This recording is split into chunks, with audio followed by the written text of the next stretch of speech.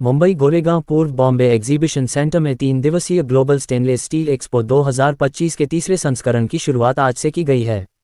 इस stainless steel expo में भारत सहित विदेश की कई कंपनियों ने हिस्सा लिया है, जिसमें 10,000 से अधिक हितधारकों, उद्योग विशेषज्ञों, नीति निर्माताओं और वैश्विक प्रतिनिधियों ने भाग लिया, जिसमें प्रमुखता से स्टील उद्योग से जुड़े जिंदल कंपनी के सीईओ रतन जिंदल के हाथों एक्सपो का शुरुआत किया गया।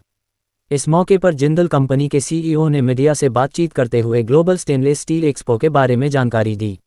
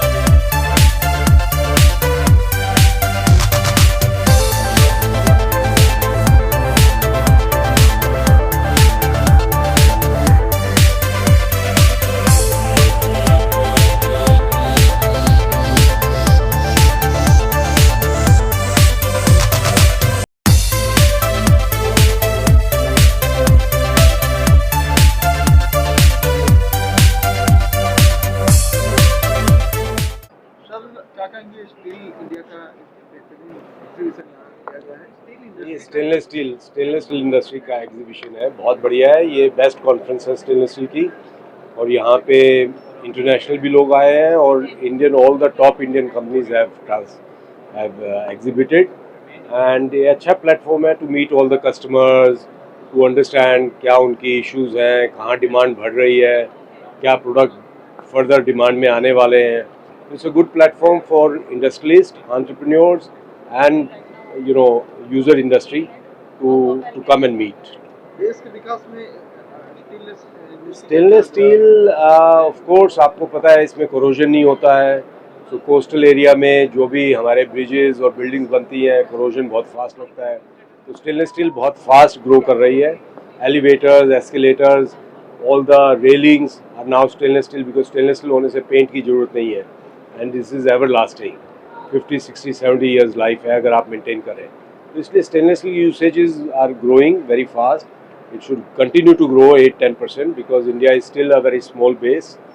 अभी भी हमारी कंजम्पशन बहुत कम है, पर कैपिटा 2.53 kgs है, जो कि डेवलप्ड कंट्रीज़ में 8 to 9, 10 kgs है। तो India has to grow to those levels और डिमांड धीरे धीरे कंट्री में बढ़नी चाहिए। ज़्यादातर मोबिलिटी में जो है स्टील का इस्तेमाल ज़्यादा होने लगा है, स्टेनलेस स्टील का। आप स्टेनलेस स्टील बोलिए। यस, सो मोबिलिटी में भी बहुत ज़्यादा all metros, railway, all wagons are now made in stainless steel and तो धीरे धीरे क्योंकि जहाँ भी कोरोजन का इम्पैक्ट है, हमारा एनवायरनमेंट भी इंडिया में इतना क्लीन नहीं है, तो वो कोरोजन ज़्यादा आता है उससे।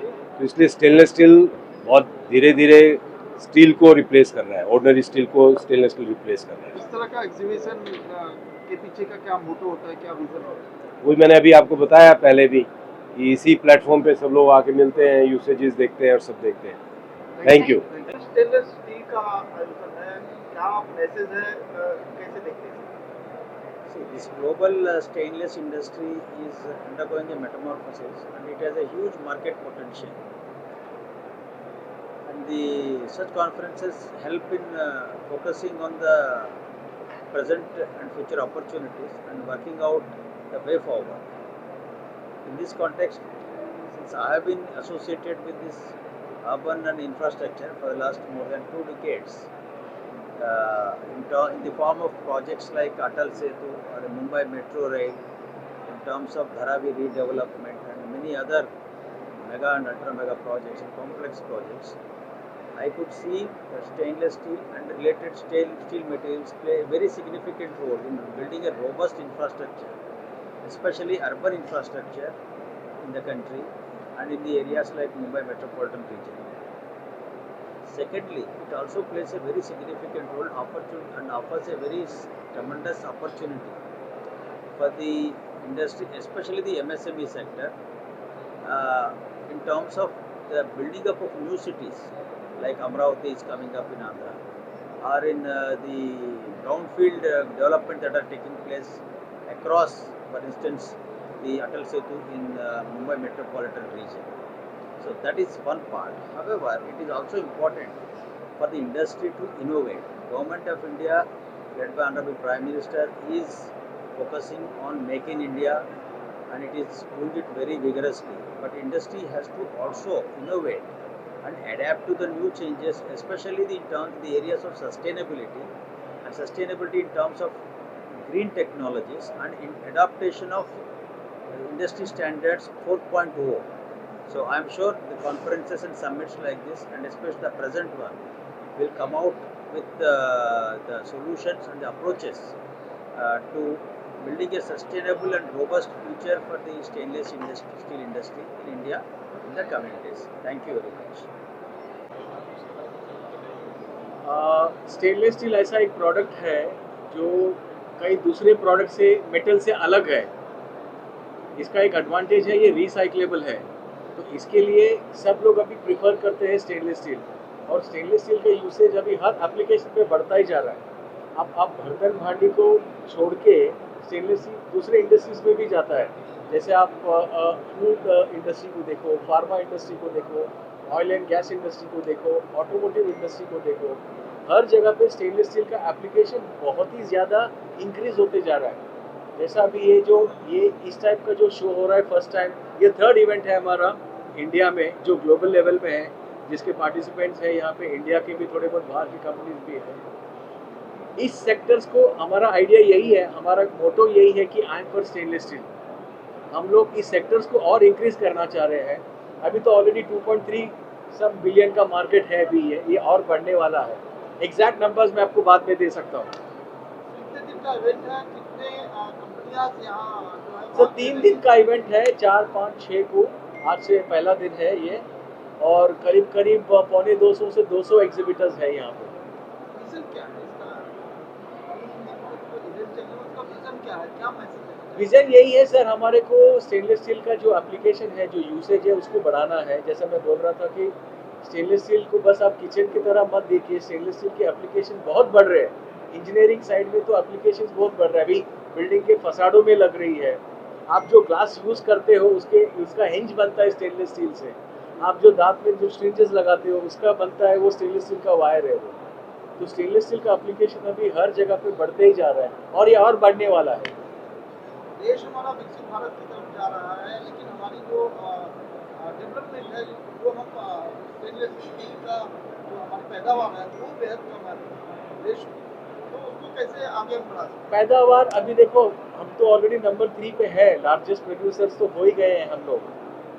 वो हो जाएगा अभी, क्या, बिकॉज चाइना काफ़ी सारी चीज़ें अभी डंप करता है, बिकॉज वहाँ पे उनके पास अवेलेबिलिटी बहुत है मटेरियल की। बट अभी चेंज हो जाएगा, अभी जिस तरह से गवर्नमेंट भी काफ़ी तरह PLI स्कीम के थ्रू काफ़ी सारे इंसेंटिव्स वगैरह दे रही है, तो things will change, it's a matter of time. तो अभी ये शुरुआत है, ये अभी आहिस्ता आहिस्ता और काफ़ी सारे चेंजेस हो जाएंगे। मोदी जी हमेशा से कहते हैं वोकल फॉर लोकल, हाँ। मतलब हम हमारी देश की बनी हुई चीज़ों का इस्तेमाल करना बेहद अच्छा होगा, देश की तरक्की भी एक तरफ हो सकती है, इसको कैसे हम देखें? ये बहुत अच्छा सवाल है। इनफैक्ट लोकल जो हम बोल रहे हैं, अभी काफ़ी सारे, जैसे अभी हमारा जो चंद्रयान भी गया था, जो हमने इंडियन अनाज से बना हुआ था, उसमें भी जो स्टेनलेस स्टील हुआ था, यूज़ किया हुआ था, वो लोकल ही था। हमारे इनफैक्ट थोड़े बहुत कंपनीज हैं यहाँ पे जो डिफेंस के लिए बहुत काम करते हैं। अगर आप यहाँ पे घूमेंगे, आपको हर एक कंपनी, हर एक सेक्टर्स कुछ स्पेशलाइजेशन है, वो सब आपको इन्फॉर्मेशन मिलेगा। Okay, thank you very much.